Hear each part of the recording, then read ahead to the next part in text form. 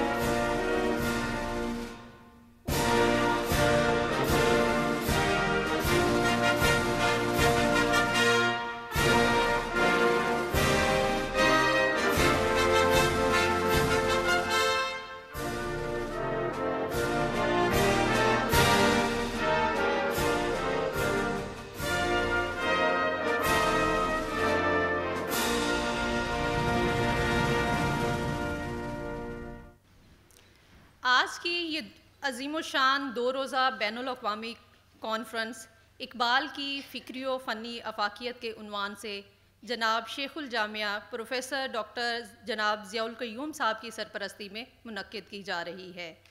Conference کی اس ابتدائی نشست میں محترم جناب پروفیسر فتح محمد ملک مہمان خصوصی کے طور پر مدعو ہیں، جبکہ صدارت محترم جناب افتخار عارف فرما رہے ہیں۔ میں سعدیہ پاشا میزبان کے طور پر تمام معزز شرکاء کی خدمت میں سلام پیش کرتی ہوں اور جناب صدر مجلس سے بین الاقوامی اقبال کانفرنس کی ابتدائی نشست کے آغاز کے لیے اجازت کی طالب ہوں۔ اب میں معتمد کانفرنس ڈاکٹر شیراز زیدی کو کانفرنس کے تعارف اور اغراض و مقاصد بیان کرنے کے لیے دعوت دوں گی۔ ڈاکٹر شیراز زیدی۔ جناب صدر مجلس، مہمان خصوصی جناب شیخ الجامعہ اور شرکائے کرام، السلام علیکم۔ شعبہ اقبالیات کے قیام کا مقصد تحقیق اور علم و ادب کے میدان میں علامہ محمد اقبال کے افکار و نظریات کی ترویج و اشاعت کرنا ہے، اور پھر جامعہ کے علامہ محمد اقبال کے اسم مبارک سے موسوم ہونے کی وجہ سے اس ضمن میں ہماری ذمہ داریاں اور بھی بڑھ جاتی ہیں۔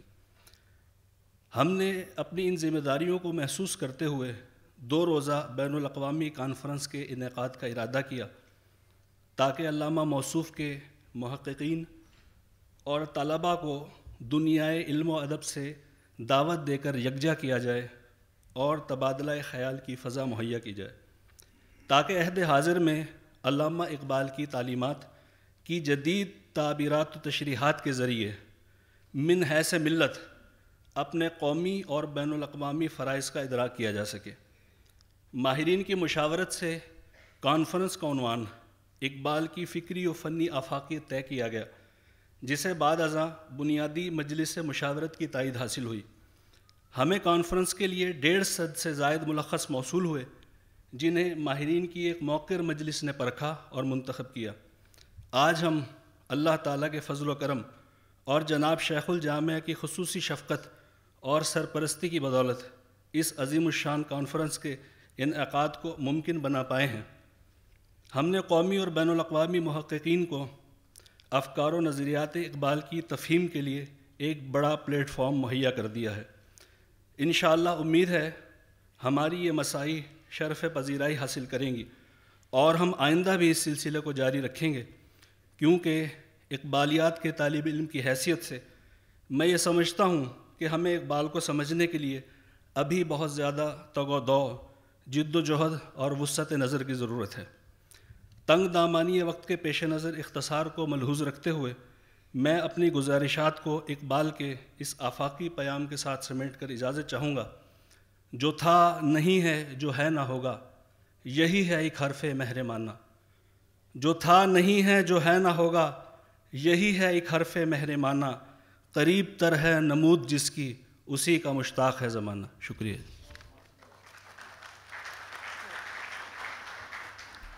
اب میں شیخ الجامعہ پروفیسر ڈاکٹر ضیاء القیوم صاحب سے درخواست کروں گی کہ وہ استقبالیہ کلمات کے لیے تشریف لائے. پروفیسر ڈاکٹر ضیاء القیوم.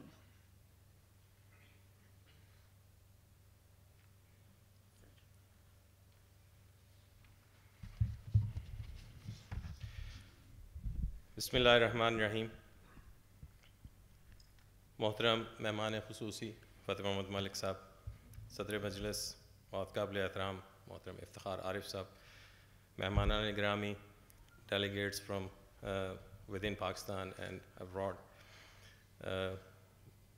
میرے بہت قابل احترام فیکلٹی ممبرز، اساتذہ کرام، آفیسرز آف دا یونیورسٹی، طلباء و طالبات، السلام علیکم ورحمۃ اللہ. میں بطور ادارے کے سربراہ کے تمام مہمانان گرامی کو جو اس 2 روزہ بین الاقوامی علامہ اقبال کانفرنس میں تشریف لائے ہیں ان کو دل کی اتھاہ گہرائیوں سے خوش آمدید کہتا ہوں. ہمارے لیے یہ عزت اور وقار کا باعث ہے کہ علامہ اقبال کے نام گرامی سے موسوم اور منسوب اس جامعہ میں ہم ان کی بابرکت یادوں کے دیپ جلا رہے ہیں. آج ہم اس شمع افروزہ کا ذکر کر رہے ہیں جن کی فکر رسا نے مسلمانان برصغیر کو غلامی کی زنجیروں سے آزاد کر کے آزادی کی منزل سے ہمکنار کیا. خواتین و حضرات، علامہ اقبال ایک آفاقی شاعر اور فلسفی ہیں. وہ شاعر فردا ہیں. ان کے فکر و فرہنگ میں آنے والے زمانے عکس انداز ہیں.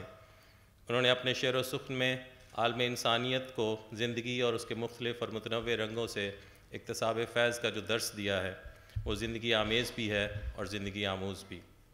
جہاں بینی، جہاں نمائی اور جہاں افروزی اقبال کے فکر و عمل کا وہ بنیادی نقطہ ہے جس نے انہیں آفاق گیر، قدروں کا داعی اور پیامبر بنا دیا ہے. وہ مستقبل بھی شاعر ہیں جن کے حسن تدبیر سے ملت اسلامیہ کی تقدیر ایک خوش رنگ اور خوش خیال صورت میں متشکل ہوئی ہے. حرکت عمل، جہد مسلسل اور سخت کوشی ان کے نظام فکر اور فلسفے کے وہ تلازمے ہیں جو ملت کے مقدر کو روشن اور تابناک کرتے ہیں.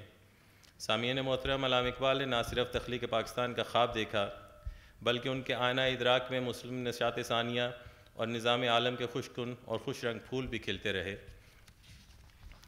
وہ مسلمانان عالم کے ساتھ ساتھ عالم انسانیت کی عظمت اور وقار کے نغمہ خواں بھی رہے. ان کا فکری اثاثہ ان کی دردمندی اور انسان دوستی کا علمبردار ہے. انہوں نے دینی اور تہذیبی حوالے سے جن رویوں کا اظہار کیا وہ ہمہ گیر اور ہمہ رنگ کیفیات کے آئینہ دار ہیں. ان کے ہاں انسانی زندگی کی جتنی خوبصورت تعبیر اور تفسیر دکھائی دیتی ہے وہ ان کے معاصر کسی بھی زبان کے کسی شاعر یا فلسفی کا مقصوم نہیں رہی. وہ فکر و فرہنگ کے باب میں بالکل منفرد قدروں کے امین ہیں. زندگی کے حرکی اور رجائی تصورات ان کے فکری نظام کا وہ اساسی اور بنیادی نقطہ ہیں جن کی تفہیم سے ملت اسلامیہ کی حیات نئے رنگوں اور سویروں میں ڈھل کر طلوع ہوئی ہے. وہ فطرت انسانی کے نباز بھی ہیں اور احترام آدمیت کے علمبردار بھی. مہمانان گرامی، علامہ اقبال قدیم اور جدید عہد کے مسائل اور معاملات کا گہرا اور بھرپور شعور رکھتے ہیں. وہ سائنسی اور تکنیکی شعور سے خوفزدہ ہیں نہ بے خبر، کیونکہ دینی اور تہذیبی روایت کی پاسداری نے ان کے نظام فکر کو معنوی اور آفاقی ادراک سے جوڑ دیا ہے. وہ حال کے منظرنامے پر ماضی اور مستقبل کے اتصال پر قادر ہیں. ان کے فکر بلیغ میں ایسے آفاق روشن ہیں جن کی ضیاء اور تابانی نے عالم انسانیت کو جگمگا دیا ہے. انسان دوستی، عالمی امن پسندی، سماجی مساوات اور سیاسی شعور وہ بنیادی موضوعات ہیں جنہوں نے ان کے فکر و خیال کے دریچوں کو ہماری اس دنیا کے لیے چراغ بنا دیا ہے. وہ انسان کی مادی زندگی اور اس کی ترقی سے خوش ہیں، لیکن روحانی سطح پر انسان کی تنزلی ان کے لیے سہانے روح بھی ہے. وہ تصور عشق کے نغمہ خواں ہیں لیکن عقل کی کرامات کے بھی منکر نہیں. انہوں نے اپنے شعری اور نثری افکار میں کتنے سوال اٹھائے ہیں اور ان کے جوابات دیے ہیں. وہ زندگی بھر سوچتے رہے اور ان کی سوچ سے جہان تازہ کی نمود ہوئی ہے. آج ہمیں سوچنا ہے اور غور کرنا ہے کہ فکر اقبال میں ہمارے لیے، ہمارے مسائل کے حل کے لیے کیا کچھ موجود ہے. جو موضوع اس کانفرنس کے لیے ترتیب دیا گیا اکابرین کے مشاورت سے، ان کی گائیڈنس سے، میں یہ سمجھتا ہوں آج کے ہمارے معروضی حالات میں جو ہمارے ملک میں درپیش ہیں، جو انٹرنیشنل حالات ہیں، اس میں یہ ایک بہت ہی متنوع موضوع ہے جس میں بہت سارے ایکسپرٹس جب اس پہ اظہار خیال کریں گے تو میں بہت یقین رکھتا ہوں کہ اس میں ایسے علم کے چراغ بھی پھوٹیں گے، ایسی ڈائریکشنز اور ڈائمینشنز بھی ملیں گی ہمیں فکر کرنے کے لیے اور عمل کرنے کے لیے، جو ہمارے لیے شاید ان مسائل کے حل میں ہمارے لیے ممد اور معاون ہوں۔ میں آخر میں مہمانان گرامی جو ملک کے مختلف حصوں سے تشریف لائے ہیں، جو مقررین، جو ریسرچ اسکالرز تشریف لائے ہیں فرام ایبراڈ، پاکستان سے باہر سے بھی، میں ان کو دل کی اتھاہ گہرائیوں سے خوش آمدید کہتا ہوں۔ میرے ملک میں تشریف لائے ہیں، میرے اس خوبصورت شہر میں تشریف لائے ہیں، اس ایسی جامعہ میں تشریف لائے ہیں جو اقبال کے نام سے منسوب ہے، جو تعلیم اور تحقیق میں اپنا ایک منفرد مقام رکھتی ہے، ایک ایسی جامعہ جو کم و بیش 14 لاکھ بچے بچیوں کو تعلیم کے زیور سے آراستہ کر رہی ہے، جو ایک بہت بڑی تعداد ہے، اور اس طرح کی جو ایکٹیویٹیز ہیں وہ نہ صرف تعلیمی اداروں کی ذمہ داری ہیں کہ اس علم اور تحقیق کی جستجو میں جو لوگ شریک ہیں ہمارے ساتھ، ان کے لیے فکر کی نئی جہتیں روشن کی جائیں، فکر کی نئی ڈائمینشنز جو ہیں ان کا آغاز کیا جائے، اور یہ آغاز بہرحال سینئرز کی موجودگی سے، اور خصوصاً جن لوگوں کا اقبال پہ پھر کام ہے آج کی اس کانفرنس کے تناظر میں، ان سے سیکھ کے میں یہ سمجھتا ہوں کہ ہم ایک ڈائلاگ کے رجحان کو بھی فروغ دے سکتے ہیں، نئی ریسرچ ڈائمینشنز کو بھی فروغ دے سکتے ہیں، جو بہرحال اداروں کی بھی ضرورت ہے اور میرے اس ملک کی بھی ضرورت ہے۔ ان یونیورسٹیوں میں سے اختلاف کی روحیں بھی پھوٹنی چاہیے، اختلاف رائے کی جو روح ہیں وہ جاری رہنی چاہیے، جو کہ بہرحال اس اختلاف کو ختم کرنے میں ہماری امید اور معاون ہو سکتی ہیں، جو کہ ہم اپنے ارد گرد دیکھتے ہیں۔ اور میں بہت ممنون ہوں ڈین صاحبہ کا، پروفیسر سمینا اعوان صاحبہ کا، جن کی بھرپور کاوش سے یہ کانفرنس منعقد ہو پائی، ان کے دفتر کی، ان کے کالیگز کی ایفرٹس بہرحال اکنالج کی جانی چاہیے۔ اور میں بہت ممنون ہوں ڈاکٹر شیراز صاحب کا بھی، جنہوں نے اس کانفرنس کا خاکہ سوچا اور اس کے بعد اس کو پایان تکمیل پہ پہنچانے کے لیے اپنی ٹیم کے ساتھ تعاون کیا۔ اور بہرحال میں بہت ممنون ہوں ہائر ایجوکیشن کمیشن کا بھی، جو اس کانفرنس کے منعقد کرنے میں انہوں نے جو ہماری بھرپور مالی تعاون جو ہے وہ ایکسٹینڈ کیا۔ یونیورسٹی اس طرح کی کسی بھی تعلیمی اور تحقیقی سرگرمی کو فروغ دینے کے لیے میں یہ بہرحال پلیج کرنا چاہتا ہوں ادارے کے سربراہ ہونے کے ناطے، کہ اس کے لیے جو وسائل بھی درکار ہوں گے وہ انشاءاللہ ضرور مہیا کیے جائیں گے۔ اس کے لیے کسی بھی طرح کی ہم کوئی اور ایکٹیویٹی جو ہے وہ بند کر سکتے ہیں، اس پہ اخراجات کم کر سکتے ہیں، لیکن کسی بھی اساتذہ کرام کی ڈیولپمنٹ کے لیے، اساتذہ کرام کی جو تحقیقی سرگرمیاں ہیں ان کو فروغ دینے کے لیے، اور میرے طلبہ طالبات کی جو تعلیمی سرگرمیاں ان کو بہتر بنانے کے لیے whatever resources are required, انشاءاللہ وہ ضرور مہیا کیے جائیں گے، اور اس میں قطعاً کوئی کٹوتی نہیں کی جائے گی۔ اللہ تعالیٰ آپ کا حامی و ناصر ہوں۔ پاکستان پائندہ باد۔ جناب الشیخ الجامعہ نے استقبالیہ کلمات ادا فرمائے۔ نسیم از حجاز آیت کنایت، سرور رفتہ باز آیت کنایت، سرآمد روزگار این فقیرے، دیگر دانائے راز آیت کنایت۔ میں پروفیسر ڈاکٹر جناب تحسین فراقی صاحب سے ملتمس ہوں کہ وہ اقبال کی فکری آفاقیت کے عنوان سے کلیدی خطبے کے لیے تشریف لائیں۔ پروفیسر ڈاکٹر جناب تحسین فراقی صاحب۔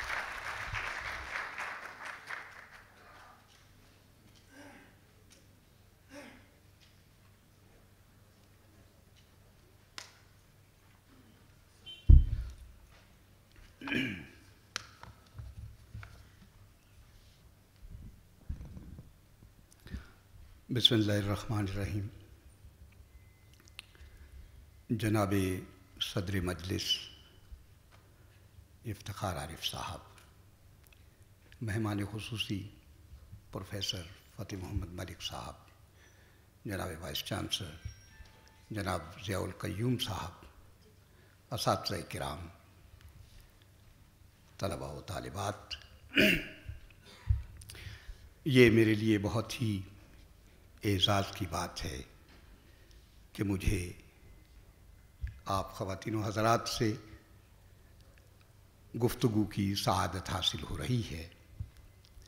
آج ہم اقبال کے 81واں یوم وفات اس وقت منا رہے ہیں، اور فکر اقبال کی آفاقیت کے حوالے سے ہمیں گفتگو کرنا ہے۔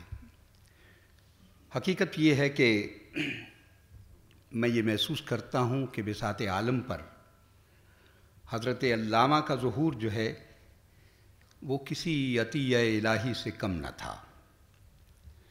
وہ اردو اور فارسی شاعری کے ایسے شاہ دریا آستین تھے جس نے مضامین نو کے انبار لگا دیے۔ وہ ادبیات عالم کے گلے سرے سبد تھے۔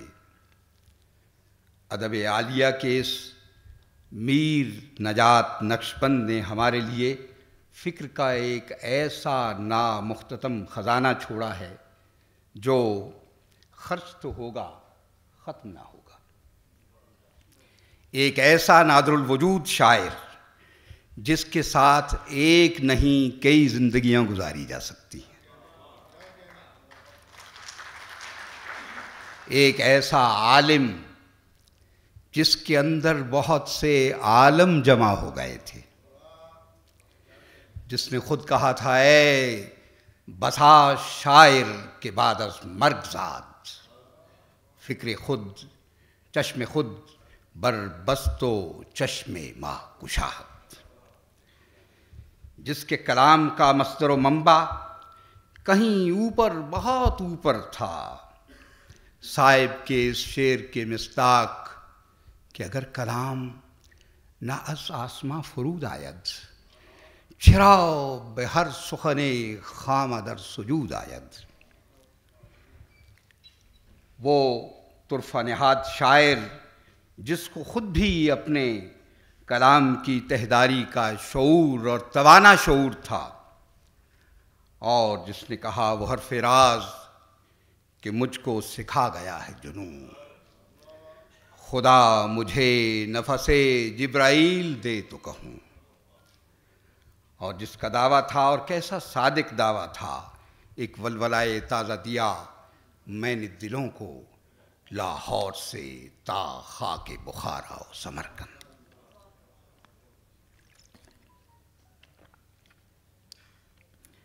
جس نے 1932 میں آل انڈیا مسلم کانفرنس میں فرمایا تھا کہ میں ایک ویژنری آئیڈلسٹ ہوں، اور جس کے وجود میں خدا، انسان اور کائنات کی تثلیث ایک توانا توحید میں ڈھل گئی تھی، اور جس کا شعری اور نثری سرمایہ انہی ابدی حقائق کا ایک جیتا جاگتا منظرنامہ مرتب کر رہا تھا، جس نے کہا تھا خدا کے حوالے سے کہ ماں از خدائے گم شدہیم او بے جستجوست، چوما نیاز مند و گرفتار آرزوست۔ اور جس نے یہ بھی کہا تھا عذاب دانش حاضر کا ذکر کرتے ہوئے، جس سے وہ پور پور آگاہی رکھتا تھا، اور اس نے کہا کہ عذاب دانش حاضر سے باخبر ہوں میں کہ میں اس آگ میں ڈالا گیا ہوں مثل خلیل، اور جس سے اس امر کا عالمناک احساس بھی تھا جو انہوں نے بیان کیا اپنے انگریزی خطبے میں کہ مین ہیز سیز ٹو لیو سولفلی، اور جس نے انسان کے بارے میں بھی کہا کہ خدا لم یزل کا دست قدرت تو، زباں تو ہے، یقین پیدا کرے غافل کہ مغلوب گماں تو ہے۔ اور جس نے فارسی میں بھی کہا تو کیستی ز کجائی کے آسمان کبود، ہزار چشم براہ تو از ستارہ کشود، اور جس نے کائنات کے بارے میں کہا کہ یہ کائنات ابھی ناتمام ہے شاید، کہ آ رہی ہے دمادم صدائے کن فیکون۔ ایسا پیغام جو اپنی نہاد میں آفاقی تھا، اور جس کے مناد اور جس کے علمبردار اقبال ہیں، اس کا اعتراف دنیا بھر کے بڑے بڑے دانشوروں نے کیا۔ میں یہاں تفصیل میں نہیں جاؤں گا کیونکہ تفصیل کا موقع نہیں ہے، لیکن میں ایک اقتباس ہربرٹ ریڈ کا یہاں آپ کی خدمت میں پیش کروں گا، جس کا خلاصہ یہ کہ اس نے کہا کہ صاحب ہمارے یہاں کیٹس کے رنگ میں یہاں بہت سے شاعر ہیں جو بلیوں پر اور اسی قبیل کے دوسرے جانوروں پر اور پرندوں پر نظمیں لکھ رہے ہیں، اور مجھے معلوم ہوا ہے کہ پنجاب میں لاہور میں ایک ایسا شاعر پیدا ہوا ہے جو یہ کہتا ہے کہ یزداں بے کمند آور ہے ہمت مردانہ۔ ارمغان حجاز میں اقبال نے ایک راہب پیر کے حوالے سے ایک دو بیتی کہی ہے اور وہ قابل توجہ ہے۔ کہتے ہیں کہ بروما گفت با من راہب پیر کہ دارم نکتہ از من فراگیر، کند ہر قوم پیدا مرگ خود را، مرا ترا تقدیر و مارا کشت تدبیر۔ میں سمجھتا ہوں اس ایک قطعے میں، اس ایک دو بیتی میں وہ پورا آشوب سمٹ آیا ہے جس میں اہل مشرق بھی مبتلا تھے اور خود اہل مغرب بھی۔ تو ہربرٹ ریڈ کا قول یہ ہے کہ whilst our native poet masters were rhyming to their intimate coteries about cats and corn cakes and other homely or unusual variations of Keatsian theme, there was written and published in Lahore this poem, yani Asrar Khudi, which we are told has taken by storm the younger generation of Indian Muslims. Iqbal writes, one of them has come amongst us as a messiah and stirred the dead with life. Iqbal ایک ایسے بے نظیر شاعر ہیں جن کے یہاں کلاسیکیت، جدیدیت اور آفاقیت اس طرح گھل مل کر ایک ہو گئے ہیں کہ خود اقبال کا مصرع جو ہے اس کا اطلاق ان پہ ہوتا ہے کہ تواں ز گرمی آواز من شناخت مرا۔ ملت اسلامیہ اور انسانیت کے لیے ایک حیات بخش پیغام کا حامل یہ شاعر ہمارے لیے ہی نہیں، خود اہل مغرب کے لیے اور وسط ایشیا کے لیے اور شرق اوسط کے لیے اور شرق بعید کے لیے اور عرب دنیا کے لیے، سب کے لیے ایک بہت ہی بے مثال اور حیات افروز شاعر کی حیثیت رکھتا ہے۔ ایک امریکی جج نے ایک بات کہی تھی، وہ قول ایسا ہے جو دل کو بھاتا ہے، جب اس نے کہا تھا though Iqbal was a son of Pakistan, we of America also claim him۔ یہ بڑی بات ہے۔ مجھے یاد آتا ہے کہ جوش صاحب نے حضرت امام حسین کے بارے میں کہا تھا کہ ہر قوم پکارے گی ہمارے ہیں حسین، انسان کو بیدار تو ہو لینے دو، ہر قوم پکارے گی ہمارے ہیں حسین۔ یہ بات، سچی بات یہ ہے کہ حسین کے عاشق اقبال کے لیے بھی اتنی ہی سچ ہے کہ ہر قوم پکار رہی ہے کہ اقبال پر ہمارا بھی دعویٰ ہے، وہ ہمارے ہیں۔ اور ولیم ڈگلس جب مزار اقبال پہ آیا، ایک امریکی دانشور ہے یہ بھی، اور جب اس نے مزار کی زیارت کی تو اس کے بعد جو تاثرات اس نے بیان کیے ہیں، جسے حفیظ ملک نے اپنی ایک کتاب میں محفوظ کر دیا ہے، تو وہاں وہ لکھتا ہے that simple tomb is a place of pilgrimage for me, is a place of pilgrimage for me. یہ الفاظ ذرا قابل توجہ ہیں۔ For Iqbal was a man who belonged to all races. His concepts had universal appeal.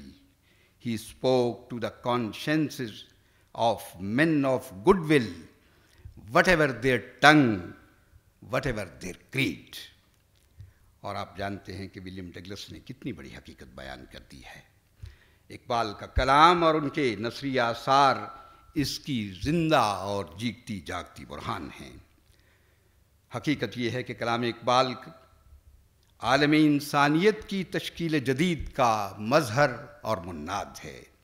پیام مشرق میں اقبال نے کہا تھا کہ ہنوز از بندے آب و گل نہ رستی، تو کوئی رومیو افغانیم من اول آدم بے رنگ و بویم، ازاں پس ہندیو تورانیم من۔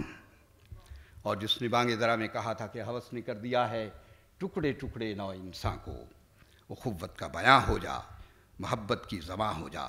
اور کون نہیں جانتا خواتین و حضرات کہ دنیا کی صرف ایک زبان آفاقی ہے، دنیا کی صرف ایک زبان آفاقی ہے، اور وہ ہے محبت کی زبان۔ محبت خویشتن بینی، محبت خویشتن داری، محبت آستانے کیسرو کسرا سے بے پرواہ، عجب کیا گرم ہو پرویں میرے نخشیر ہو جائیں، کہ بر فطرا کے صاحب دولتے بستم سرے خدرا۔ اور یہ وہی اقبال ہیں جنہوں نے جاوید نامے میں، جاوید نامہ اقبال کی ایسی کتابوں میں ہے جس میں ہر ملک و دیار کے بڑے بڑے تخلیقی اور فکری ناقابل فراموش کردار باہم تکلم کرتے ہیں، گویا تہذیبوں کے درمیان ایک جیتے جاگتے مکالمے کی صورت پیدا ہو گئی ہے۔ اور اسی میں نژاد نو سے خطاب کرتے ہوئے حضرت علامہ نے بظاہر تو جاوید سے خطاب کیا ہے، لیکن اپنے بیٹے جاوید کے بھیس میں پوری نئی نسل سے خطاب کیا ہے، پاکستانی نسل سے خطاب کیا ہے، بلکہ عالمی نوجوان نسل سے خطاب کیا ہے۔ فرماتے ہیں حرف بدرا بر لبا وردن خطاست، کافر و مومن ہما خلق خداست، آدمیت احترام آدمی، با خبر شو از مقام آدمی، بندہ عشق از خدا گیرت طریق، می شود بر کافر و مومن شفیق۔ آزادی اور حریت فکر کا علم بردار اقبال جب حکیم سنائی کے مزار پر پہنچتا ہے، حاضری دیتا ہے، تو ایک بے مثال نظم لکھتا ہے، اور اس نظم میں کیسے کیسے ابدی حقائق کس عالم کیف و سرمستی میں بیان کرتا ہے، اور کس ایجاز اور کس نقطہ ترازی کے ساتھ۔ سما سکتا نہیں پہنائے فطرت میں میرا سودا، غلط تھا اے جنوں شاید تیرا اندازہ صحرا۔ اور اسی میں کہا کہ خودی سے اس طلسم میں رنگ و بو کو توڑ سکتے ہیں، یہی توحید ہے جس کو نہ تو سمجھا نہ میں سمجھا۔ اور پھر غلامی کے بارے میں کیا کہتے ہیں، اور کیسی پتے کی بات کہہ دی ہے، گویا ایک ٹچ سٹون، ایک کرائیٹیرین، ایک معیار، ایک اعیار مقرر کر دیا ہے کہ غلامی کیا ہے۔ ذوق حسن و زیبائی سے محرومی، جسے زیبا کہیں آزاد بندے ہے وہی زیبا، بھروسہ کر نہیں سکتے غلاموں کی بصیرت پر کہ دنیا میں فقط مردان حر کی آنکھ ہے بینا۔ وہی ہے صاحب امروز جس نے اپنی ہمت سے زمانے کے سمندر سے نکالا گوہر فردہ۔ حقیقت یہ ہے کہ اپنی بھرپور جوانی سے لے کے اپنے رنجور بڑھاپے تک ایک ہی پیغام ہے اقبال جو دیتے ہیں۔ سال نو کا پیام جو وفات سے صرف 3.5 ماہ پہلے اقبال نے دیا ہے 1938 میں جنوری میں، 1 جنوری کو، اور جو آل انڈیا ریڈیو لاہور سے، اس زمانے میں تو آل انڈیا ہی کہنا چاہیے، پاکستان ابھی وجود میں نہیں آیا تھا، اس میں انہوں نے جو کچھ کہا ہے سامراجیت پر جو کوڑے برسائے ہیں، اور اس طرح کی نہایت آشوبناک صورتحال کو جس درد مندی سے اور جس جرأت سے بیان کیا ہے، وہ ہمارے لیے آج بھی ایک منشور کی حیثیت رکھتا ہے۔ فرماتے ہیں ان تمام کامیابیوں کے باوجود، یہ ایک اقتباس ہے جو میں آپ کی خدمت میں پیش کر رہا ہوں، ان تمام کامیابیوں کے باوجود سامراجیت کی ظلم و بربریت اپنے چہرے پر جمہوریت، وطن پرستی، اشتراکیت، فاشزم اور خدا ہی جانتا ہے اور کون کون سے نقاب اوڑھے دندراتی پھرتی ہے۔ ان بحروفوں کا سہارا لے کر دنیا کے گوشے گوشے میں انسانی وقار اور آزادی کو پاؤں تلے کچلا جا رہا ہے۔ اور اس شدت سے اور اس وسیع پیمانے پر کہ نوع انسانی کی تاریخ بھی اس کی مثال پیش کرنے سے قاصر ہے۔ وہ سیاستدان جن کو عوام کی رہنمائی اور ان پر حکومت کا فرض سونپا گیا تھا، خون ریزی، بربریت اور ظلم و ستم کے خوفناک دیو بن چکے ہیں۔ ظالم اور مستبد سامراجی کمزور قوم پر غلبہ پا کر ان کے مذاہب، اخلاق، ان کی ثقافتی روایات اور ان کے ادبیات کا خون کر رہے ہیں، اور پھر ان کے آپس کے اختلافات کو ہوا دے کر ان کو ایک دوسرے کا خون بہانے اور بالآخر غلامی کی افیون میں مست کر کے بے عمل کرنے کے درپے ہیں، تاکہ سامراجیت کی جونک بغیر کسی مداخلت کے ان کا لہو پیتی رہے۔ اسی پیغام کے آخر میں کہا تھا اقبال نے، صرف ایک اتحاد لائق اعتماد ہے، اور وہ ہے اخوت انسانی، جو نسل، قومیت اور زبان سے ماورا ہے۔ جب تک یہ نام نہاد جمہوریت، یہ قوم پرستی اور قابل نفرت سامراجیت کے یہ بت پاش نہیں کر دیے جاتے، جب تک انسان اپنے عمل سے یہ ظاہر نہیں کر دیتے کہ وہ ساری دنیا کے خدا کا کنبہ ہونے کے قائل ہیں، اور جب تک تمیز نسل و رنگ اور جغرافیائی قوم پرستی مکمل طور پر مٹا نہیں دی جاتی، آزادی اور اخوت کے خواب شرمندہ تعبیر نہیں ہو سکتے۔ یہ اقتباس آپ نے سنا، اندازہ فرمائیے، مجھے یوں لگتا ہے کہ اقبال اپنے زمانے کے آشوب کو بیان نہیں کر رہے، ہمارے زمانے کے آشوب کو بیان کر رہے ہیں۔ یوں کہہ سکتے ہیں کہ اقبال کے زمانے کا آشوب ہمارے زمانے کے آشوب کے ساتھ ہم رنگ ہو گیا ہے اور ہم رشتہ ہو گیا ہے۔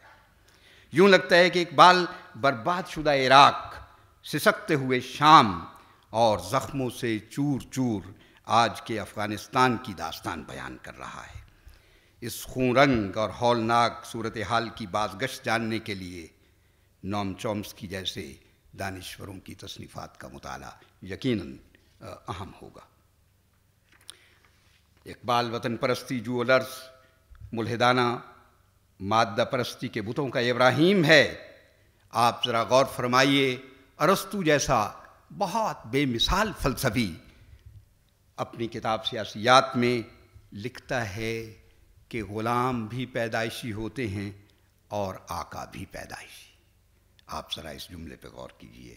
ارسطو کے سینکڑوں برسوں بعد ہمیں بہت سے T Lawrence, Henry Palmer, John Philby, ڈو ڈی گوبینیو، اسٹوارٹ چیمبرلین اور اسی طرح کے احساس برتری میں مبتلا اور بہت سے دانشور ہیں جو اس اینڈ دیم کی سنویت پر اصرار کرتے ہیں، اور جنہوں نے سفید آریائی نسل کا قصیدہ کہا ہے۔ میں سمجھتا ہوں کہ یہیں سے ہٹلر کا وہ آریائی برتری کا تصور پیدا ہوا، جس کے نتیجے میں ہولناک دوسری عالمی جنگ چھڑی، اور جس نے 1 2 نہیں، 50 100 نہیں، 1000 2000 نہیں، 1,00,000 2 لاکھ نہیں، 5 کروڑ سے زیادہ انسانوں کی بھینٹ لی۔ اس کے مقابلے میں آپ اقبال کے نصب العین کو دیکھیے، انہوں نے ایک نصب العینی شہر آباد کیا ہے اسی کتاب میں جس کا ابھی میں پیچھے حوالہ دے آیا ہوں، میری مراد جاوید نامے سے ہے، جس کا آغاز اس شہر کا، جسے مدینہ کہنا چاہیے لیکن ایسا مدینہ فاضلہ جسے کہنا چاہیے، اور جس کا نام انہوں نے ایک فرضی نام مرغدین رکھا ہے۔ مرغدین وہاں عمارات بلند، منچ گویم زاں مقامات بلند، اور اس میں ذکر کیا ہے کہ یہ ایک ایسا بے مثال شہر ہے، اور اس شہر کی تفصیل بیان کر رہا ہے حکیم مریخی، بیان کر رہا ہے، کہتا ہے کہ وہاں کے لوگ عجیب و غریب ہیں، جس طرح بڑی سہولت سے آب شور سے نمک پیدا کر لیا جاتا ہے، یہ کیمیائے آفتاب کے رازدان ہیں اور نور سے سیم و زر حاصل کرتے ہیں۔ یہاں کام کو سیم و زر کے پیمانوں سے نہیں ناپا جاتا، یہاں طبیعتوں پر مشینوں کی حکومت نہیں، اور آسمان دھوئیں کے سرطان زاد بادلوں سے روپوش نہیں۔ اس دنیا کے کسان محنتی ہیں، ان کے گھر چراغوں سے روشن ہیں، وہ جاگیردار کے خوف اور دہشت سے آزاد ہیں، جو زمین جوتتے ہیں حاصل بھی انہی کا ہے۔ یہاں قلم فروغ دروغ یعنی زرد صحافت وغیرہ کے لیے استعمال نہیں ہوتا۔ اس کے بازاروں میں نہ بیکاروں کا شور و غوغا ہے، نہ فقیروں کی دلدوز آوازیں، اس سرزمین پر کوئی سائل و محروم نہیں، یہاں نہ بندہ و آقا ہے نہ حاکم و محکوم۔ گویا یہ وہی بات ہے جو اقبال نے کہی ہے کہ یعنی بڑی اہم بات کہی ہے، کس نباشد در جہاں محتاج کس، نقطۂ شر مبین این است و بس۔ اور پھر اردو میں کہا کہ تویز بندہ و آقا فساد آدمیت ہے، حذر رہ چیرہ دستاں سخت ہیں فطرت کی تعزیریں، بلند ہمتی بلند نگہی تازہ کاری، غیرت مندی کی صفات ثابتہ، یہ بھی دراصل اپنی نہاد میں آفاقی قدریں ہیں۔ اور اقبال نے ایک جگہ لکھا ہے کہ وہ دیکھتا ہے تاکہ وہ پیشگوئی کر سکے، to see in order to foresee, فروغ آدم خاکی ز تازہ کاری ہاست، مہو ستارہ کنند آنچے پیش ازیں کردند۔ پھر ایک جگہ چھوٹا سا مکالمہ لکھا ہے والد جبریل میں چونٹی اور عقاب کے نام سے، میں پائمالو خارو پریشان و درد مند، تیرا مقام کیوں ہے ستاروں سے بھی بلند؟ اور اس کا جواب کیا دیتا ہے عقاب، تو رزق اپنا ڈھونڈتی ہے خاک راہ میں 9 سپہر کو نہیں لاتا نگاہ میں۔ یہی وہ بات ہے جو فارسی میں بھی کہی ایک شعر میں، تو مرغ سرائی خورش از خاک بجوئی، ما در صدد دانا بے انجم زدہ منکار، کہ تو ہے اپنا خاک سے رزق تلاش کرتی ہے مرغ سرائی، میرا عالم یہ ہے میں مرغ ہوائی ہوں، میں اڑتا جاتا ہوں آسمان کی وسعتوں تک پہنچ جاتا ہوں اور ستاروں تک پہنچ کے ستاروں کو دانا فرض کر کے اس پہ چونچ مارتا ہوں۔ ما در صدد دانا بے انجم زدہ منکار۔ پھر یہ کہا پشیمہ شو اگر لال ضمیرہ سے پدر خواہی، کجا ایشے بروں آوردنے لالے کے در سنگست۔ اصل کمال تو یہ ہے کہ پتھر کا سینہ چیر کے اس کے اندر سے لال برآمد کر لیا جائے، جائے کہ یہ امید لگائی جائے کہ ہاں ابا جان نے میرے لیے کروڑوں روپے کی جائیداد چھوڑی ہے۔ نہیں، یہ نہیں چاہتا اقبال۔ پھر ساتھ میں خطبے میں ایک بات کہی، لیکن اس کی طرف اشارہ کرنے سے پہلے میں یہ عرض کر دوں کہ اقبال نے کہا کہ اگر نہ سہل ہوں تجھ پر زمیں کے ہنگامے، بری ہے مستی اندیشہ ہائے افلاکی۔ اور یہ وہی بات ہے جو انہوں نے کہی، the world is not something to be merely seen or known through concepts, but something to be made and remade through continuous action۔ Iqbal کا چھٹا خطبہ جس میں انہوں نے عالم انسانی کے لیے 3 ضرورتوں پر زور دیا ہے، اور یہ بات ان کے آفاقی فکر ہونے کی ایک اور زندہ برہان مہیا کرتا ہے یہ اقتباس۔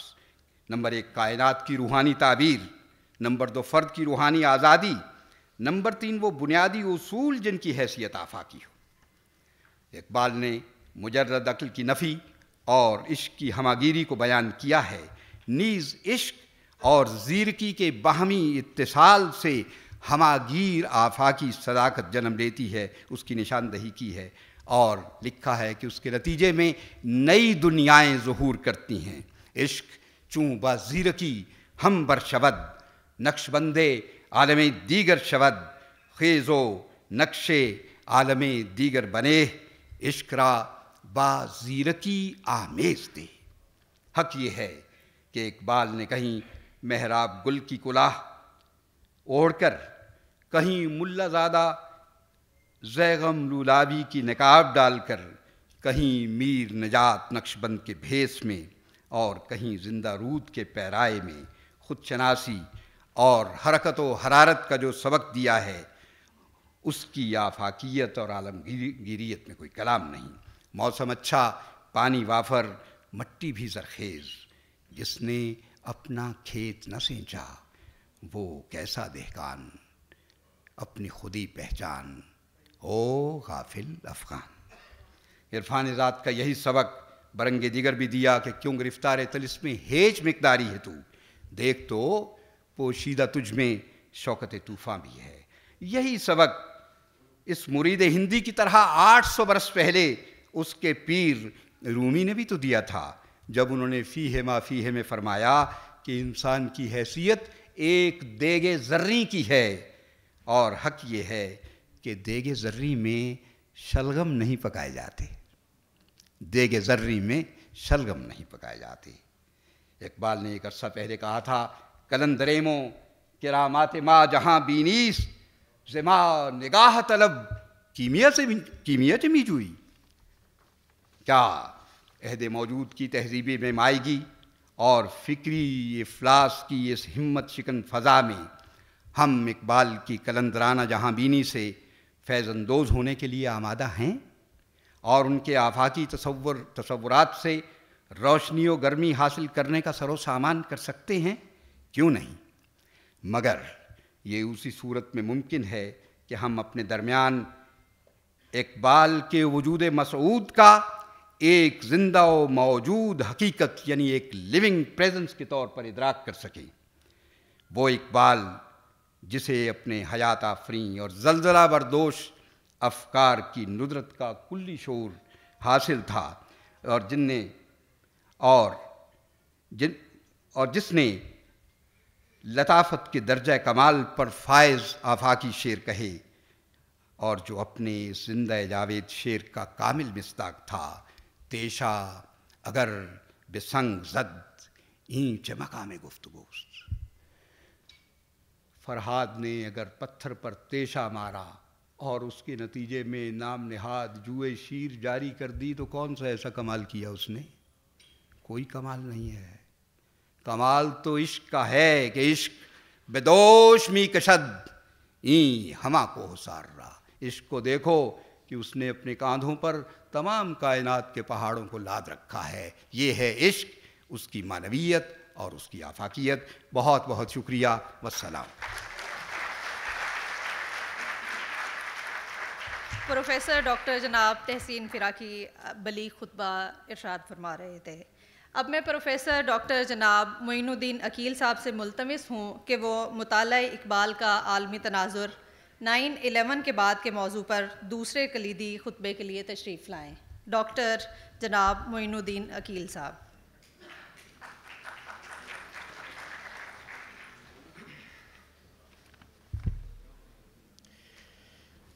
بسم اللہ الرحمن الرحیم.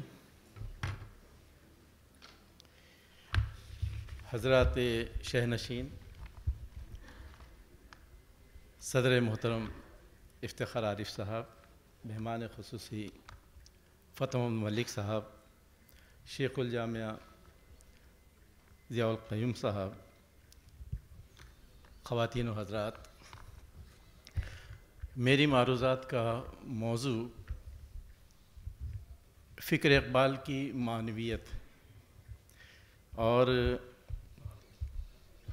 اس موضوع کا انتخاب میں نے اس حوالے سے کیا ہے کہ 9 ستمبر یا 9/11 کے بعد میں جو عالمی صورتحال ہے، اس عالمی صورتحال میں جس سے ہم اور پورا عالم اسلام دوچار ہے، ہم کس طور پر فکر اقبال سے رہنمائی حاصل کر سکتے ہیں. یہ میری معروضات ایک طویل مقالے کی ہیں، لیکن میں یہاں اس کا ایک خلاصہ پیش کر رہا ہوں آپ کی خدمت میں.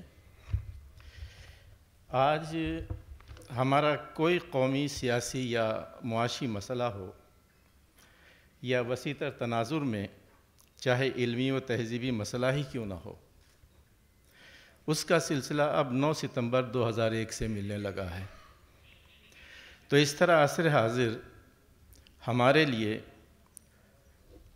9 ستمبر سے شروع ہوتا ہے، اور اب ہمیں اس کے تعین میں اس سے پیچھے جانے کی کم ہی ضرورت پیش آتی ہے، کیونکہ اس سے پہلے کی دنیا کا سیاسی، معاشی اور معاشرتی تناظر اور تھا، اور آج کی دنیا کا کچھ اور ہے.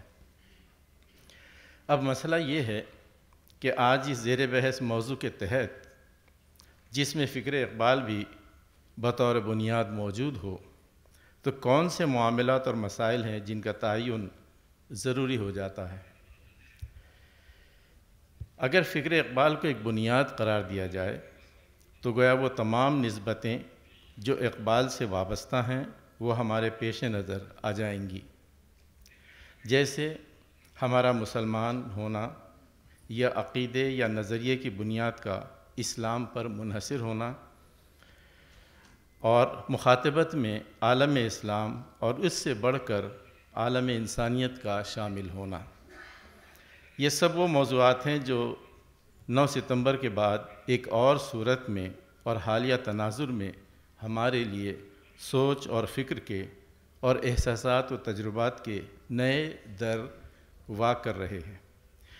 یوں تو 9 ستمبر کے اثرات آج ساری دنیا محسوس کر رہی ہے، اور خاص طور پر عالم اسلام کی تو ہر سانس ان اثرات اور اثرات کو اپنے وجود کی گہرائیوں میں شامل کرنے پر مجبور ہے۔ اور یہ اثرات وہ ہیں کہ جن کے باعث ساری دنیا ایک نئے دور میں داخل ہوئی ہے اور عالمی اور مقامی سیاست و معیشت کی نئی صورت گری سامنے آ رہی ہے۔ میں ان اثرات کو سمیٹ کر صرف 2 زاویوں سے بہت اختصار کے ساتھ اور سرسری طور پر یہاں دیکھنا چاہتا ہوں، ایک عالمی سطح پر اور دوسرے عالم اسلام کے تناظر میں۔ آج کے وہ سارے مسائل اور حالات جو عالمی افق پر اور اسلامی دنیا کا مقدر نظر آ رہے ہیں، فکر اقبال دونوں صورتوں میں ہمیں ایک سہارا نظر آتی ہے۔ یعنی اگر ہم آج کے یا عصر حاضر کے حالات و مسائل میں یا ان کے اسباب و اثرات کو عنوانات کے ذیل میں سمیٹنا چاہیں تو وہ عنوان یوں ہوں گے: نمبر 1، واحد عالمی طاقت کا نیا عالمی نظام۔ نمبر 2، مسلمانوں کے ایک بڑے طبقے کی بے حسی، کم ہمتی اور مغرب سے مرعوبیت۔ نمبر 3، واحد عالمی طاقت کے استعماری اقدامات کے خلاف مسلمانوں کے دوسرے طبقے کی جد و جہد۔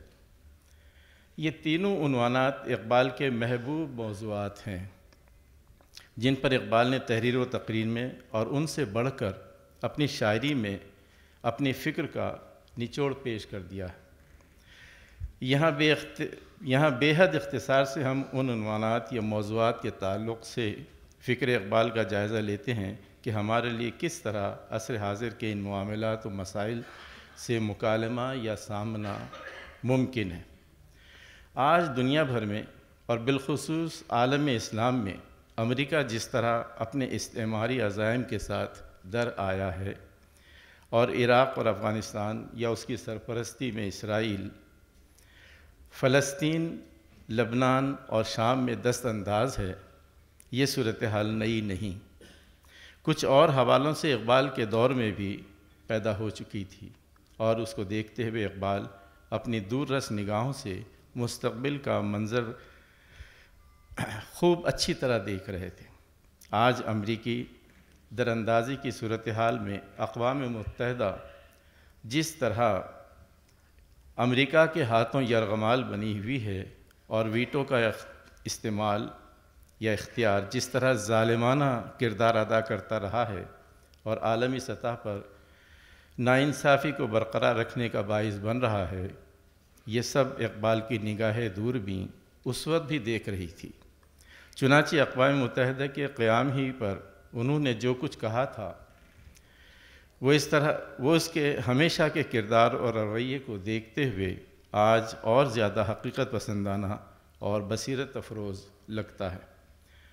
من عظیم بیش ندانم کہ کفن دزدے چند، بہر تقسیم قبور انجمن ساختہ ان۔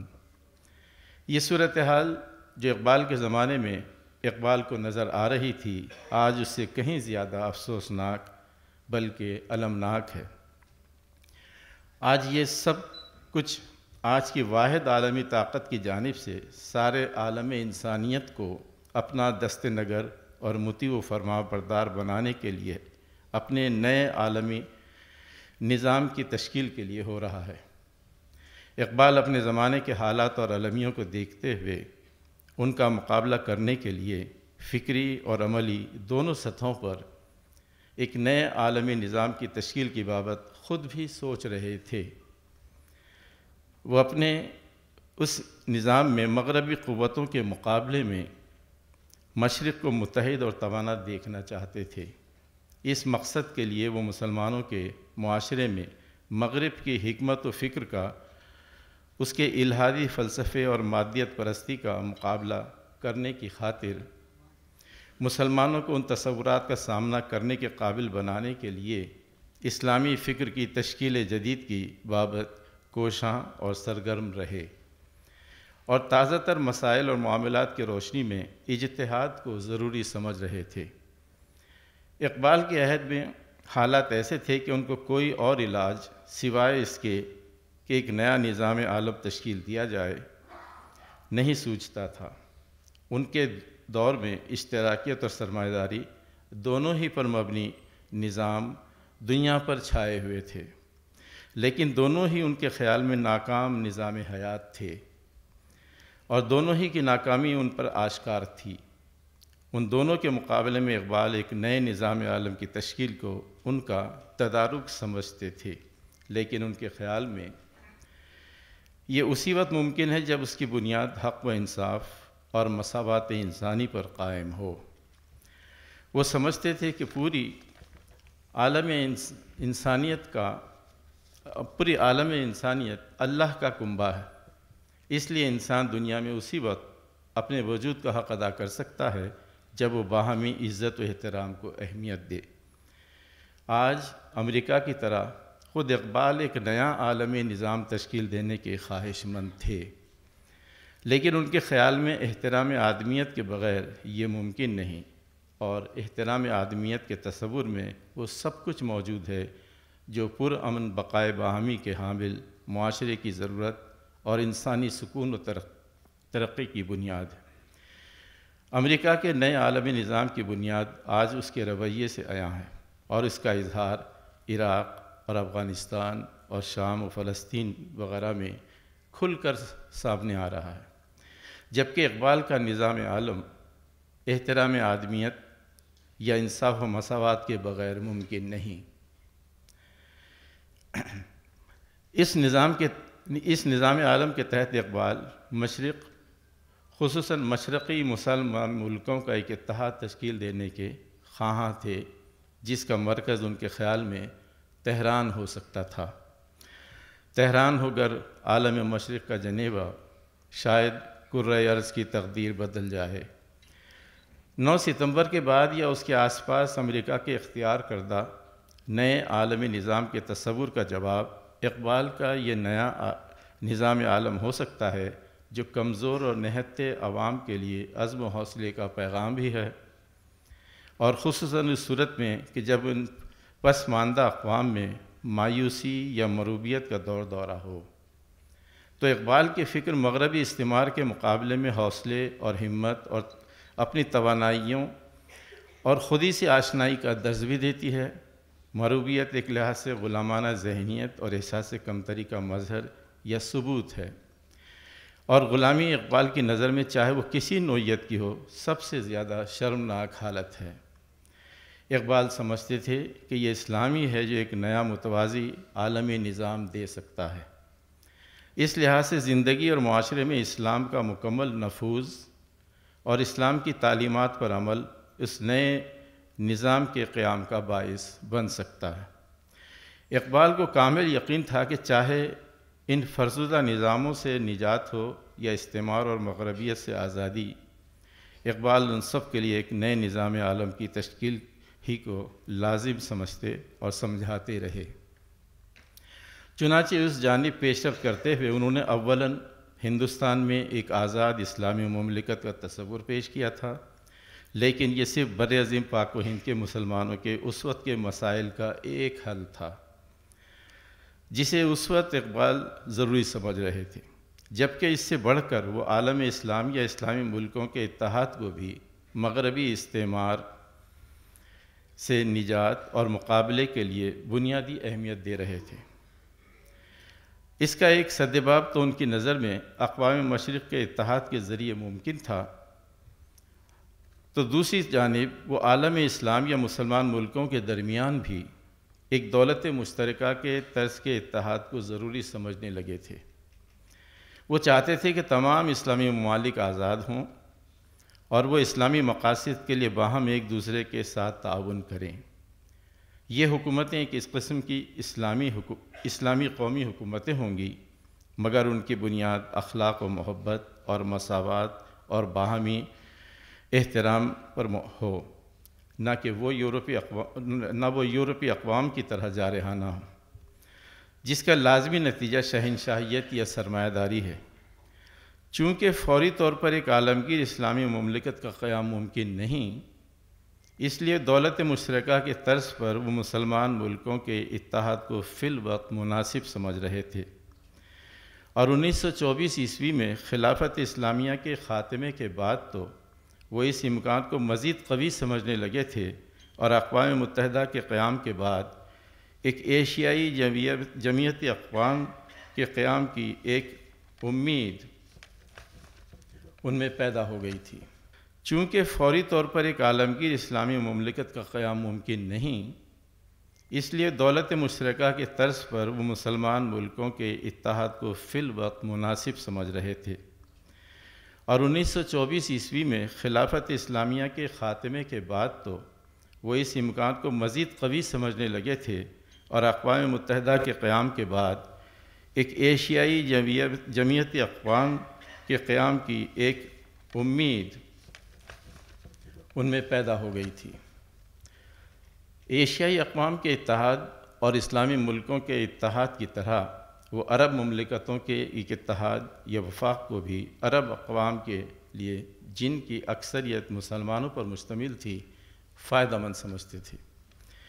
اس طرح دیکھا جائے تو اقبال مغربی استعمار یا مغربیت کے مقابلے میں سد باب کے لیے ایک جانب اقوام مشرق کے اتحاد اور پھر عرب ریاستوں کے ایک وفاق اور ساتھ ہی مسلمان ملکوں کے اتحاد یا جمعیت کو ضروری سمجھ رہے تھے۔ جس طرح اقوام مشرق کے اتحاد کا مرکز ان کے خیال میں تہران ہو سکتا تھا، اسی طرح مسلمان ملکوں یا جمعیت اقوام اسلام کا مرکز ان کی نظر میں بیت الحرام یا مکہ المکرمہ کے علاوہ کچھ اور نہ ہو سکتا تھا۔ اس لحاظ سے اقبال کی یہ فکر کہ جمعیت اقوام یا موجودہ اقوام متحدہ کے مقابل، جس میں مغربی ملکوں کی بالادستی اور تمام اختیارات حاصل ہیں، مشرقی اقوام کی نجات صرف جمعیت اقوام مشرق کے قیام سے ممکن ہے، جس کا مرکز تہران ہونا چاہیے۔ پھر وہ آج کے امریکی نئے عالمی نظام کے مقابلے میں خود ایک نئے عالمی نظام کی خواہاں رہے ہیں، جس میں مساوات اور احترام آدمیت کو فوقیت حاصل رہے اور کسی کو ویٹو کے اختیارات نہ ہوں۔ پھر مسلمانوں کے لیے وہ اولاً جہاں جیسی ضرورت ہو اس کے مطابق برطانوی ہند کے مسلمانوں کے لیے ایک آزاد اسلامی مملکت کا قیام اور اسی طرح عرب مملکتوں کے ایک سیاسی وفاق کا قیام ضروری سمجھ رہے تھے۔ لیکن مجموعی طور پر عالم اسلام کے لیے بھی وہ دراصل اقوام متحدہ کی طرح کی ایک جمعیت اقوام کا قیام ناگزیر سمجھ رہے تھے۔ یوں اپنے ان تصورات کے ذریعے اقبال نے عصر حاضر کے تازہ تر حالات و مسائل میں وہ فکر اور امکان ہمارے سامنے پیش کر دیے ہیں کہ جو آج 9 ستمبر کے بعد کے نئے عالمی نظام کی صورت میں ہمارے لیے ایک گوشہ عافیت تعمیر کرنے میں معاون ہو سکتے ہیں۔ اب یہ ہم پر ہے، بلکہ ہم سے بڑھ کر ہمارے قائدین پر ہے کہ فکر اقبال کو کس طرح رہنما بنایا جائے اور فکر اقبال ہی کی روشنی میں خود میں اعتماد، حوصلہ اور عزم و ہمت پیدا کر کے اپنی دنیا آپ پیدا کر سکتے ہیں۔ یہ گھڑی محشر کی ہے، تو عرصہ محشر میں ہے، پیش کر غافل عمل کوئی اگر دفتر میں ہے۔ یہ میری معروضات ہیں، بہت شکریہ حضرت۔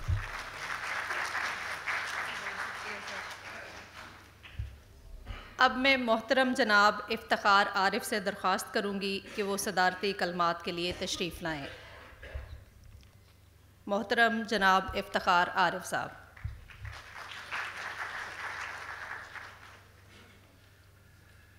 بسم اللہ الرحمن الرحیم۔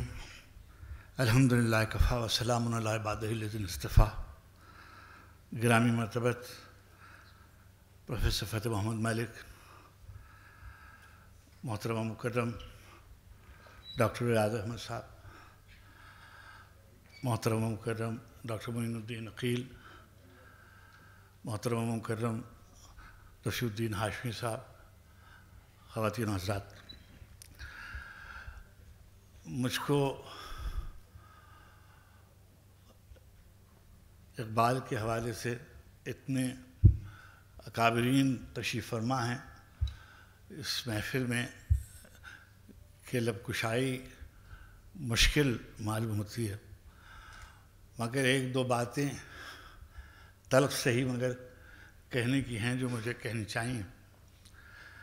ابھی آپ نے بے حد اچھے انداز میں پروفیسر تحسین فراقی صاحب کا مقالہ سنا، اس میں جس دقت نظر کے ساتھ فکر اقبال سے استفادہ کیا گیا اور جتنی خوبصورتی سے انہوں نے اس کو پڑھا، اور اس وسعت نظر کا اور وسعت مطالعہ کا بھی اندازہ ہوتا ہے، اور وہ مباحث بھی آپ کے پیش نظر تھے، مگر میں آپ سے عرض کروں کہ 50 برس سے کم عمر لوگوں کی سمجھ میں فارسی نہیں آتی، اور بالکل یہی صورتحال اس اردو کی بھی ہے جو ہمارے اکابرین بولتے ہیں، تو طلباء و طالبات کس حد تک اس سے استفادہ کر سکتے ہیں مجھے نہیں معلوم۔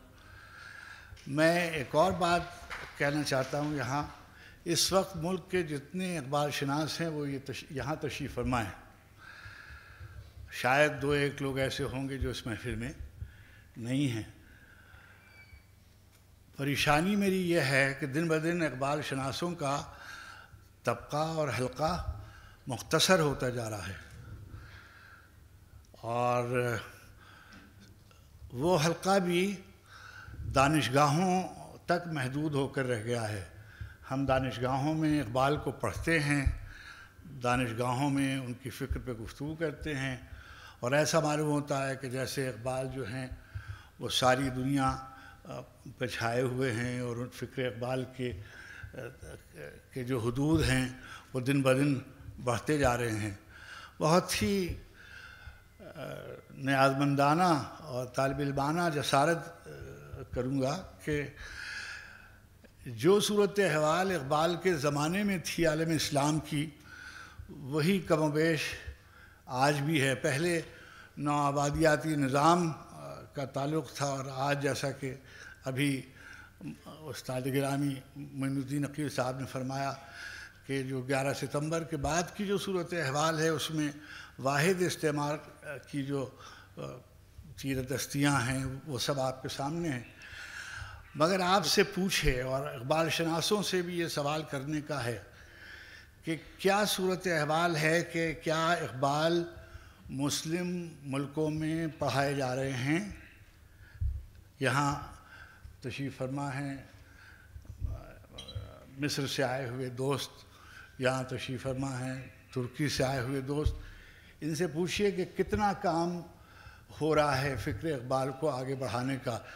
میں آپ سے عرض کروں، میں چاہتا تھا کہ میں جانوں ریکنسٹرکشن ایک روز میں پڑھ رہا تھا ایک طالب علم کے طور پہ، اور میں نے چاہا کہ ضیاء گوکل کے بارے میں کچھ جانوں۔ میں نے ہر جگہ پاکستان میں چاہا کہ ان کی کوئی کتاب، ان پر کوئی مضمون مجھے تو نہیں ملا۔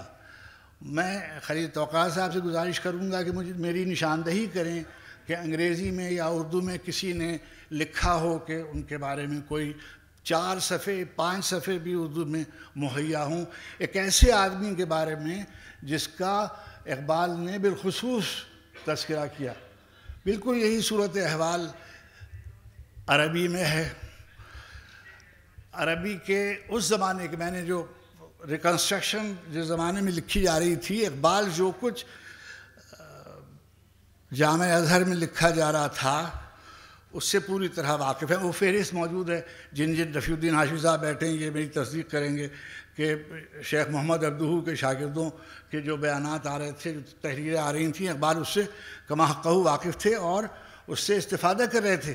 لیکن میں آپ سے گزارش کروں کہ جدید مشرق وسطیٰ میں، جدید عرب میں، کہاں کہاں ان کے بارے میں کیا کیا کام ہو رہا ہے، ترجموں پر لکھ دینا، ترجمے کر دینا، تعارفی مضامین پڑھ لینا، کانفرنسوں میں آ کر شرکت کر کے اس پہ گفتگو سرسری سی کر لینا اچھی بات ہے، ہمارے لیے یہ بھی بہت طمانینت کا سبب ہے، مگر اگر ہمارے علم میں اور مطالعے میں اس سے اضافہ نہیں ہوتا تو ہم اس کو یہ نہیں کہہ سکتے کہ فکر اقبال کے جو وہ اس میں اضافہ ہو رہا ہے، کوئی وسعت ہو رہی ہے۔ ایک بات، دوسری بات یہ کہ یہاں اساتذہ بیٹھے ہوئے، میں ان سے پوچھنا چاہتا ہوں کہ کیا سبب ہے کہ فکر اقبال ایک حلقے تک محدود ہوتی جا رہی ہے؟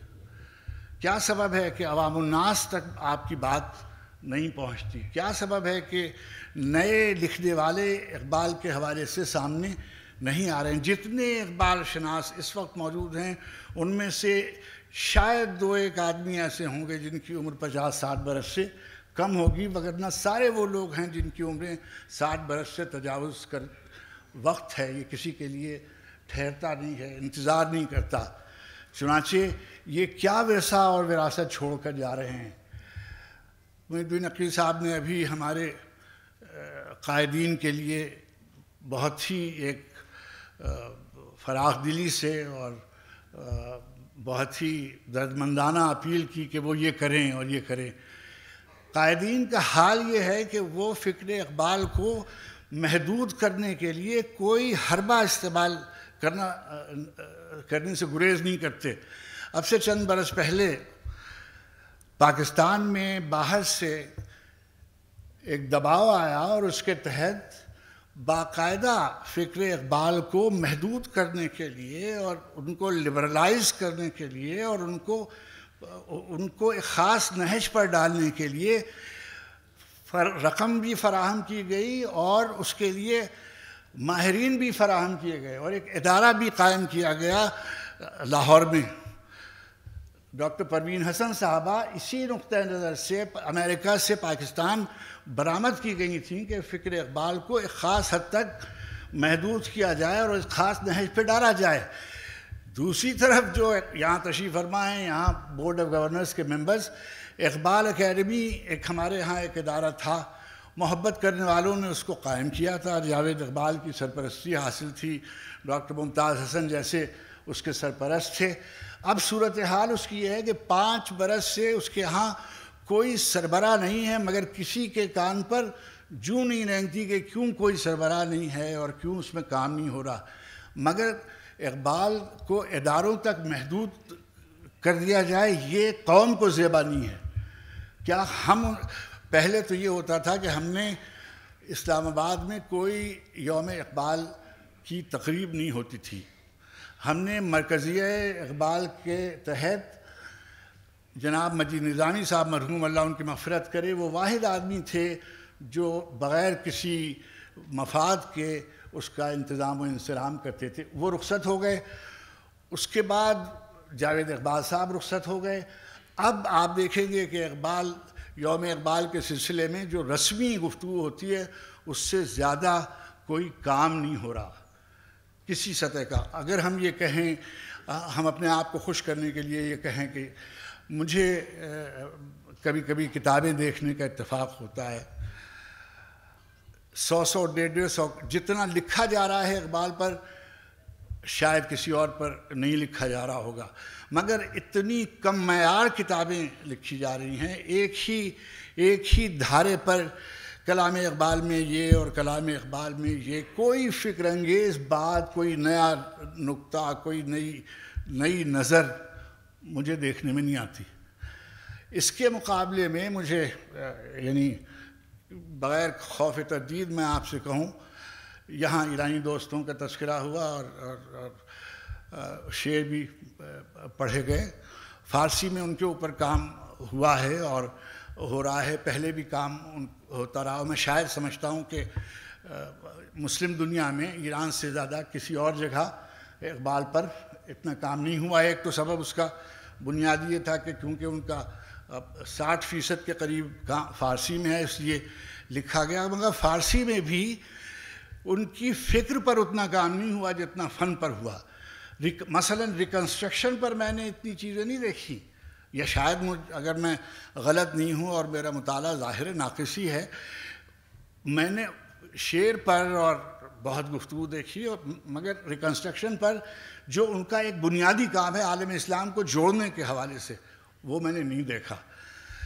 ایک نوجوان یہاں بیٹھے ہیں، ان سے میں کہنا چاہتا ہوں کہ پاکستان میں ایک فیشن آج کل چلا ہوا ہے، اور میں آئے دن اس کو دیکھتا رہتا ہوں کہ وہ چیزیں جو پاکستان کو مستحکم کرتی ہیں، وہ افراد جو پاکستان کو مستحکم کرتے ہیں، ان کے بارے میں ناسزا کلمات، نازیبا باتیں بہت آسانی سے کہہ دی جاتی ہیں، اور لوگ ان دا نیم آف لبرلزم اور فراغ دلی اور روشن خیالی کے ذیل میں اس سے صرف نظر کرتے ہیں۔ میں پہلے برا سمجھتا تھا، اور یعنی برا تو نہیں کہنا چاہیے، مجھے کو بہت اچھا نہیں لگتا تھا جب کوئی اختلاف کرنے والوں پر کی وضاحتیں وغیرہ کرتا تھا، مگر اب مجھے لگتا ہے کہ ہمیں کرنا چاہیے اور ہمیں بتانا چاہیے اور ہمیں کہنا چاہیے۔ ضروری نہیں ہے کہ ہم فکر اقبال کے ہر پہلو سے اتفاق کریں، وہ کوئی پیغمبر نہیں تھے، شروع سے لے کر زندگی کے آخر دن تک تبدیلیاں فکر میں بھی رونما ہوتی رہیں، شخصیت میں بھی رونما ہوتی رہیں، اس کا اعتراف کیا جانا چاہیے۔ دوسری بات یہ ہے کہ اگر کہیں آپ کے نقطہ نظر سے ان سے کوئی گریز کیا ہو تو وہ خود آخر اجتہاد والے قصے میں جب وہ اجتہاد کی بات کرتے ہیں تو اس کا مطلب یہ کہ تقلید کے رویوں سے اختلاف کرتے ہیں نا، اس میں نیا زاویہ چاہتے ہیں نا، یا کوئی نئی بات کرنا چاہتے ہیں، تو اگر جو ہمارے ائمہ اربعین ہیں اگر وہی ہم اس سے اتفاق کرتے ہیں کہ اگر امام اعظم کے بعد اور امام احمد اور امام مالک اور امام شافعی یہ سب ہیں تو کیوں اجتہاد نہیں ہو سکتا؟ اقبال اپنے زمانے میں بھی احتیاط بہت کی انہوں نے۔ آپ کے علم میں یہ اساتذہ بیٹھے ہوئے ہیں، رفیع الدین ہاشمی صاحب ہیں، ملک صاحب تشریف فرما ہیں، ایوب صابری صاحب ہیں، خطبہ اجتہاد والا لکھنے میں بہت برس لگائے انہوں نے، اور اتنے برس اس لیے لگائے کہ اس زمانے کے بعض علماء جو بڑے علماء بھی تھے اور جو نوجوان بھی تھے، جو روشن خیال سمجھے جاتے تھے، انہوں نے بھی اپنے تحفظات کا اظہار کیا تھا، مگر علامہ نے جرأت کے ساتھ ریکنسٹرکشن میں وہ تمام باتیں جو کہنے کی تھی وہ کہہ دی تھی۔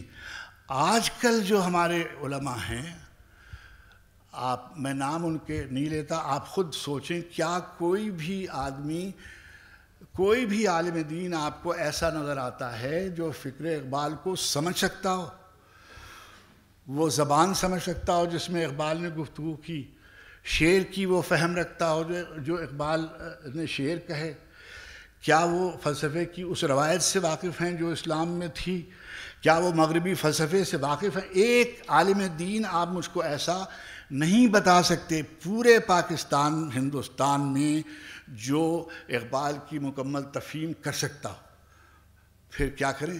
آپ نوجوان تشریف فرما ہیں، آپ کی یہ ذمہ داری ہے کہ آپ نئے تناظر میں، ہم بار بار ذکر کرتے ہیں ستمبر 11 کا اور امریکن امپیریلزم کا اور نئی فلاسفیز کا اور ماڈرنزم کا اور پوسٹ ماڈرنزم کا، یہ سب اصطلاحیں آپ سے زیادہ صورت فلسفے سے اقبال واقف تھے۔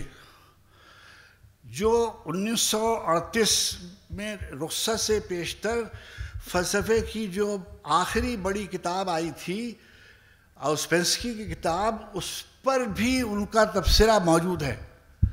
تو وہ فلسفی کی جو موسٹ کانٹمپریری اسٹڈیز تھیں اس سے واقف تھے۔ کوئی اردو کا، فارسی کا، عربی کا میں نہیں جانتا، فارسی بھی میں نہیں جانتا، لیکن ساؤتھ ایشین لینگویجز میں کوئی آدمی ایسا نہیں ہے۔ اور جو تحریریں سامنے ہیں اس میں عالم اسلام میں کوئی ایک ایسا شاعر ہے جو 20ویں صدی کا جو اس طرح کی وسعت رکھتا ہو اپنے مطالعے کی اور اپنی نظر کی اور اپنی فکر کی، اور پروردگار عالم نے جس کو اتنا جوہر تخلیق کا عطا کیا ہو۔ میں ایک چھوٹا سا واقعہ سنا کے آپ سے اجازت چاہوں۔ میں یہاں ڈاکٹر علی بیات بیٹھے ہوئے، انہوں نے عذرائے کرم میری کتاب کا فارسی میں ترجمہ کیا، میں ایران میں تھا، میں لے کر اب میرے دوست ہیں ڈاکٹر حداد عادل، میرے وہ وہاں فرنگستان زبان و ادب کے سربراہ، میں ان کے ساتھ رہبر معظم علی خامنئی سے ملنے گیا تو میں نے ان کو وہ کتاب پیش کی تو انہوں نے مجھ سے پوچھا کہ آپ فارسی بول لیتے ہیں؟ تو میں نے کہا نہیں، میں تو بول نہیں سکتا ہوں مگر میں تھوڑی بہت سمجھ لیتا ہوں. تو انہوں نے فوراً ایک بات اقبال کے حوالے سے کہی، وہ کیونکہ نقل ہو چکی ہے، لکھی جا چکی ہے، اس لیے میں اس کو دہرا رہا ہوں. انہوں نے فرمایا کہ جس زمانے میں اقبال شعر کہہ رہے تھے، خود فارسی بولنے والوں میں بھی اور لکھنے والوں میں بھی کوئی شخص ویسا شاعر نہیں تھا جیسا اقبال تھے. تو میں آپ سے عرض کروں، آپ کا یہ شرف ہے اور آپ کا افتخار ہے کہ آپ ایک ایسے ملک میں پیدا ہوئے اور رہتے ہیں اور کام کر رہے ہیں جو اقبال جس کے بنیاد گزاروں میں تھے. آپ پر یہ فرض عائد ہوتا ہے کہ آپ فکر اقبال کو سمجھیں اور جدید ترین جو بحثیں ہیں اور تناظر ہیں اس میں ان کو دیکھنے اور پرکھنے کی کوشش کریں. اور اپالوجیٹک ہونے کی ضرورت نہیں ہے. معذرت خواہانہ رویہ کبھی بھی کسی فکر کو آگے نہیں بڑھاتا. آپ کو فخر کرنا چاہیے اور آپ کے لیے یہ شرف ہے کہ آپ اقبال کی میراث کے امانت دار ہیں. بڑی مہربانی. بہت شکریہ سر. اب میں کانفرنس کی فوکل پرسن اور صدر شعبہ اور ڈین سوشل سائنسز اینڈ ہیومینٹی سے درخواست کروں گی پروفیسر ڈاکٹر سمینہ آوان. بسم اللہ الرحمن الرحیم. انفیکٹ آج کا یہ جو سیشن ہے، یہ 2 سیشنز ہیں. یہ پہلا تعارفی سیشن اس لیے ہے کہ یہی آپ کے یہاں رواج ہے. محترم و مکرم پروفیسر فتح محمد ملک صاحب، ہمارے محسن و مربی افتخار عارف صاحب، ایسی دلگداز گفتگو ہوئی کہ میرے پاس تشکر کے لیے بھی الفاظ کی ہمت نہیں ہو رہی. پروفیسر ڈاکٹر ریاض احمد، ان جیسے اساتذہ کی وجہ سے ہم یہاں موجود ہیں اور یہ دعویٰ کرتے ہیں کہ ہم آپ کو پڑھانے کے قابل ہیں. میرے دونوں بہت ہی محترم کی نوٹ سپیکر معین الدین عقیل صاحب، تحسین فراقی صاحب. سر، اس طرح کی گفتگو جو ہے وہ آپ کو اپنی تاریخ، اپنا ورثہ اور اپنے مستقبل کے بارے میں سوچ فراہم کرتی ہے. میرے بہت ہی پیارے مندوبین، میں بہت خوش ہو رہی ہوں. عموماً مجھے یہ اندازہ نہیں ہوتا حساب کتاب کا، تاریخ دانوں کو کم آتا ہے حساب، لیکن 100% پارٹیسپیشن ہے میری اس وقت بین الاقوامی ہمارے جو مندوب ہیں. میرے ڈاکٹر تنظیم الفردوس فاطمہ، ہماری بہت ہی پیاری مہمان، جو کہ ہمیشہ ایسے مواقع پر ہمارے حوصلہ افزائی کے لیے موجود ہوتی ہیں. طالب حسین سیال صاحب ہمیشہ سے اقبال کی خدمت کرنے والے ہیں، آج بھی موجود ہیں. پروفیسر ہاشمی صاحب، سر آپ کی موجودگی اس محفل کو بہت معتبر کر رہی ہے. میرے بہت ہی پیارے کولیگز جو کہ اس کلیہ سماجی علوم میں پڑھاتے ہیں، اس تمام گفتگو کے لیے بہت مستحق ہیں کہ آپ کے ساتھ بیٹھ کر ہم یہ گفتگو کریں. یہ جو حال ہے، یہ آج اقبال کے نام پر بنی ہوئی اس یونیورسٹی کی تعظیم کے لیے یہاں پر اسٹوڈنٹ موجود ہیں. میں بہت شکر گزار ہوں اپنی ٹیم کے علاوہ ان تمام اکابرین کی جنہوں نے یہ دیکھیے، یہ جو دل گدازی کے ساتھ گفتگو ہے، یہ یقین کریں کہ یہ لکھی ہوئی نہیں ہوتی. یہ ان کے بہت سارے قیمتی سالوں کا نچوڑ ہے. اور جب آپ جیسے ینگ لوگ سامنے بیٹھے ہوتے ہیں تو دیکھیے کہ وہ جو دل سے اتری ہوئے الفاظ ہیں. افتخار عارف صاحب شاعر ہیں، اور مجھے چھوٹی سی بات کہنے کی اجازت دیں گے کہ افتخار عارف صاحب کا ایک مصرع ہے، وہ ہر وقت میرے ذہن میں رہتا ہے جب کبھی یہ تشریف لاتے ہیں، اور وہ ہے کہ ایک خواب ہے، کتاب ہے، چراغ ہے اور تم ہو. اور سر، یہ 20 سال کے نوجوان جو ہے اس کو یاد رکھتے ہیں. آپ کا 12واں کھلاڑی 20 سال کا نوجوان پڑھتا ہے، تو 50 سال سے اوپر والوں کے لیے اگرچہ یہ بہت اہم موقع ہے اس سبق کے یاد کرنے کا. جو سوالات آپ نے اٹھائے ہیں وہ یقیناً کانفرنسز کے شروع میں اٹھائے جانے چاہیے تاکہ ان کی روشنی میں آپ گفتگو کر سکیں، سوچ سکیں اور اپنے اپنے اداروں میں اور اپنی زندگیوں میں وہ سارا کچھ رائج کر سکیں. لیکن یہ بہت ادب کے ساتھ کہ یہ کانفرنسز اور یہ جامعات اور درسگاہیں ان تمام اسباق کی تجدید کے لیے ہیں، ان تمام عہدوں کی تجدید کے لیے ہیں، اس آموختہ کے لیے ہیں جو آپ کی تاریخ اور آپ کا ورثہ اور آپ کے آباء و اجداد نے آپ کو دیا. میں اس حد تک ضرور اپنے آپ کو اس قابل سمجھتی ہوں کہ ابھی تک ہم اس آموختہ کے لیے بہت اہتمام کرتے ہیں، ہم اس تجدید عہد کے لیے بھی بہت اہتمام کرتے ہیں، اور یہ اہتمام جو ہے اس دفعہ ہمیں ہائر ایجوکیشن کمیشن نے بھی اس میں اپنا حصہ ڈالا. آپ تمام حضرات اور خواتین جو بیٹھے ہیں، اگر آپ نہ آئیں، وفا میں نے آپ کا نام نہیں لیا، آپ میری سب سے نوجوان اور خوبصورت مہمان ہیں، اور مجھے بہت اچھا لگا. اور مجھے سیلفی بنانے کا شوق نہیں ہے، رات کو میں نے وفا کے ساتھ اپنی سیلفی بنائی اور شیئر کی. یہ ہمارے ایران سے آئے ہوئے مہمان ہیں، یہ ہمارے مصر سے آئے ہوئے مہمان ہیں، ہمارے سویڈن سے آئے ہوئے مہمان ہیں جو اتنی خوبصورت اردو بولتے ہیں کہ کل سے ہم خود بڑی گاڑی اردو بول رہے ہیں، اور دلی والی اردو کی ہمیں یاد آ رہی ہے.